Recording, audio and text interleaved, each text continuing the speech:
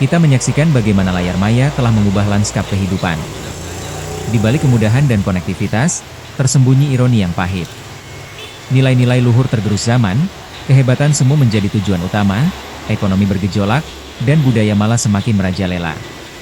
Media sosial, yang seharusnya menjadi wadah berbagi dan berinteraksi, justru menjadi panggung pencitraan diri yang tak berkesudahan. Orang berlomba menampilkan versi terbaik, demi mendapatkan pujian dan validasi dari dunia maya.